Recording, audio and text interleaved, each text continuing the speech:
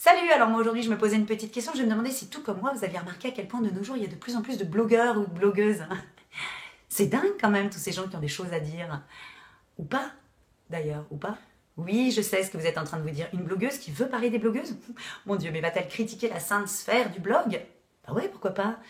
Attends, les blogueurs et les blogueuses, ils font que ça, eux. De critiquer, de donner leur avis, de donner des conseils, etc. Bah pourquoi est-ce qu'on n'irait pas nous aussi regarder un petit peu ce qui se passe à l'intérieur des blogs? Ah, je ne sais pas pour vous, mais moi cet été, j'ai été harcelée de vidéos de fitness. Ah bah j'ignorais totalement qu'il y avait autant de gens qualifiés pour te faire des exercices. Non, mais par contre les filles, c'est sympa, mais ça aurait été bien de les poster avant l'été, hein, vos vidéos. Bah oui, histoire de nous donner envie et pas nous foutre les boules en plein mois de juillet.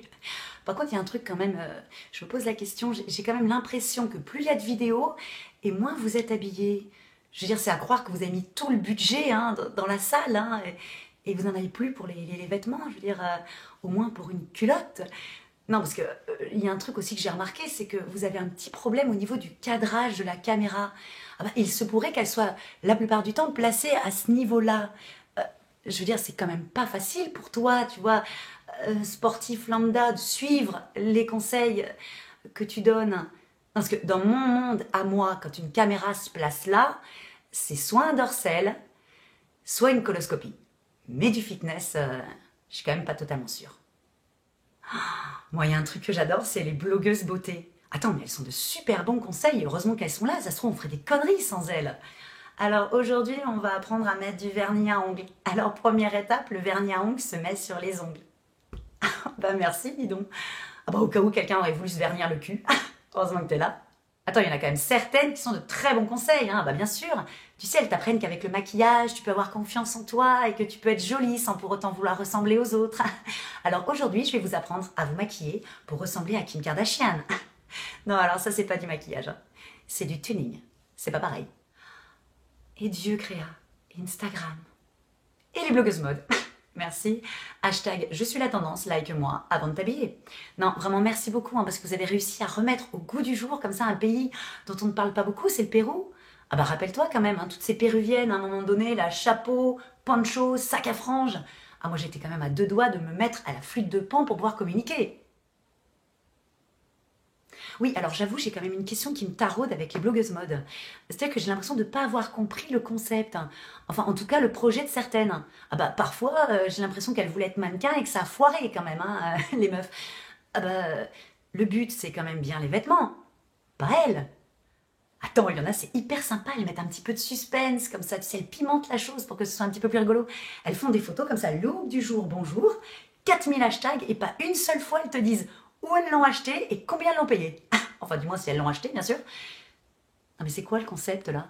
C'est un jeu, c'est une chasse au trésor, il faut qu'on se tape toute la ville et qu'on essaye tous les magasins pour essayer de savoir où tu as acheté ça? C'est pas gentil? Non, c'est pas gentil, ça sert à rien en plus. Bah non, à part avoir des likes, ça sert à rien. Ah, en ce moment, c'est aussi la grande mode des blogueurs gastro. Pas la maladie, hein. Non, pour ça, évidemment, il y a Doctissimo. Non, non, tu sais, pour tous ces gens-là qui ont trop regardé Masterchef ou Top Chef, bah oui, ils se sont dit, tiens, j'aime bien manger, comme la plupart des gens, et je fais bien les photos. Oh bah, comme la plupart des gens qui ont Instagram. Moi, quand je regarde leurs photos comme ça aux blogueurs gastronomiques, j'ai l'impression d'être dans un Tetris culinaire. C'est magnifique. Ah bah oui, mise en valeur du produit, de l'assiette, de la fourchette, du sel, du poivre, de la serviette, on sait même plus de la nappe et de la table. Non, bah par contre, je me pose une question quand même. Vous mangez froid, non? Parfois, je vois des choses bizarres dans les blogs. Des choses qui me font peur, des choses qui m'angoissent, des choses qui n'ont aucun rapport. Je vois des photos perso. Tu sais, elles se prennent en photo avant une soirée et elles font bisous, les loulous. Mais ça n'a aucun rapport avec ce que tu dis d'habitude. Pourquoi tu fais ça?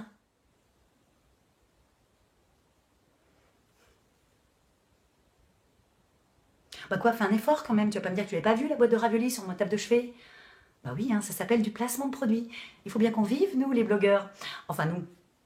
Moi, perso, je me vois mal parler de raviolis, hein, ou de coller ça, effectivement, sur ma table de chevet, dans une de mes vidéos. Je sais pas, j'aurais peut-être l'impression de perdre mon âme. Tu penses vraiment que les blogueuses beauté, elles achètent elles-mêmes les 25 produits qu'elles testent pour toi chaque semaine? Tu les crois péter de thunes ou quoi? Bah non, évidemment, on leur envoie, on leur demande de tester. Parce que pourquoi? Ils ont compris l'impact qu'elles avaient sur vous.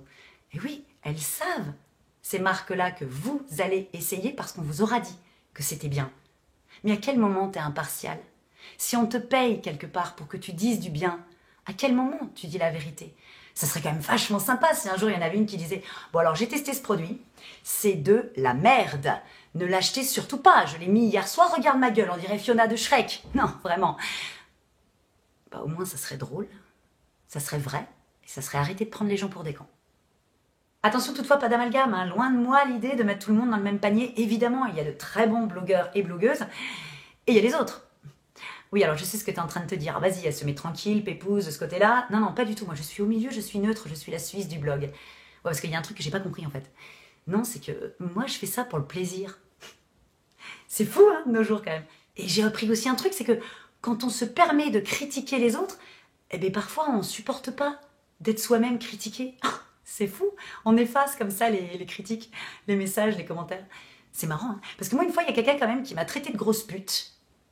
Bah, j'ai pas enlevé le com. Non, alors par contre, j'ai eu quand même du mal à comprendre exactement cette critique, hein, parce qu'elle n'était pas très très bien formulée, tu vois, j'aurais voulu apprendre quelque chose. Bon, il n'y avait pas trop de fond dans cette critique-là, mais bon, je la prends, hein, moi j'en donne, donc je peux en recevoir aussi.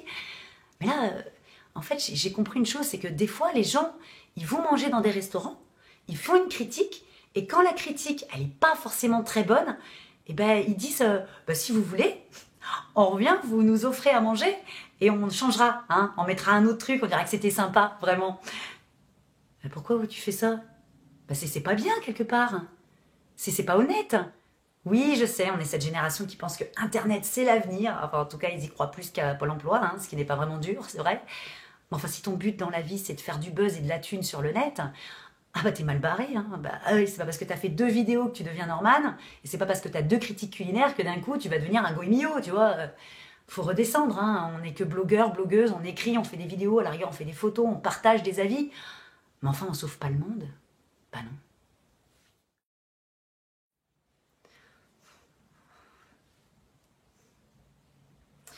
Bon ok, je me lance. Juste, je me posais la question, en ce moment je suis un peu ric-rac, hein, donc si jamais parmi vous il y en aurait qui seraient coiffeurs et qui voudraient sponsoriser mes veuches, ou pas, bien sûr. J'y vais, je me casse, c'est bon. Oui, bah on peut essayer quand même, merde. Il y en a qui bouffent gratos.